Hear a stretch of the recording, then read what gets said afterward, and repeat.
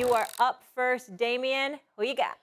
Yeah, I'm going to go with the Cincinnati Bengals. I think that the Bengals had one of those games last week. I know it was against the Jets, but sometimes you need to get a game to kind of what I call get right.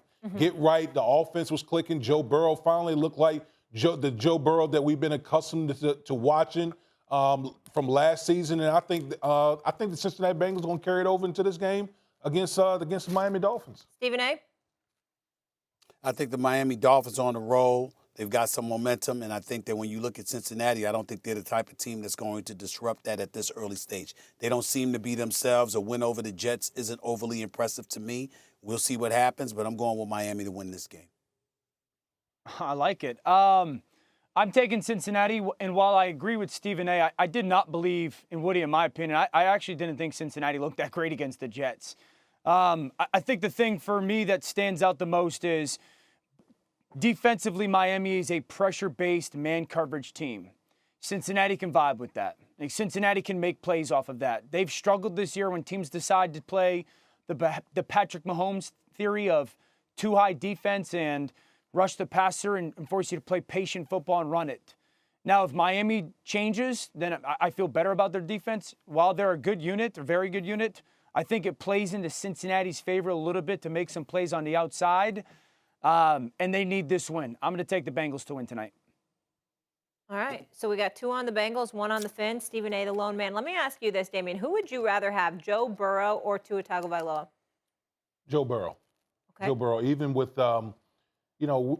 we've seen with Joe Burrow, even in chaos, he can still make things happen. Yep. Obviously, he's had a rough start coming out this year. Protection hasn't been all that great. Some of the plays that Joe Burrow has been involved in hasn't been all that great as well, as far as his eyes and what he's seeing on the field. But at the end of the day, I trust Joe Burrow that he'll figure it out, and he has that it factor to him. Stephen A.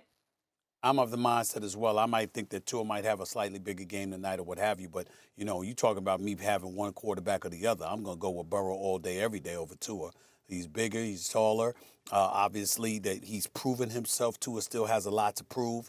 I'm going to take all those things into consideration. It's not even a decision for me. Right. I don't even think it's a legitimate question, to be quite honest with you. Tua ain't in Burrow's class yet.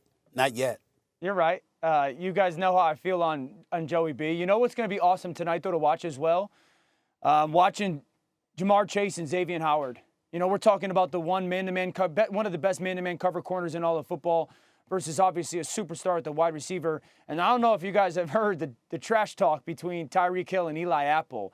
That is going to be incredible to watch because Tyreek has been very vocal, and Eli and Apple and the Bengals secondary as a whole have kind of clapped back. So I know that we love the quarterbacks. I do too. But watching those two matchups for me tonight is going to be as good as watching the quarterbacks play. Thanks for watching ESPN on YouTube. For live streaming sports and premium content, subscribe to ESPN+.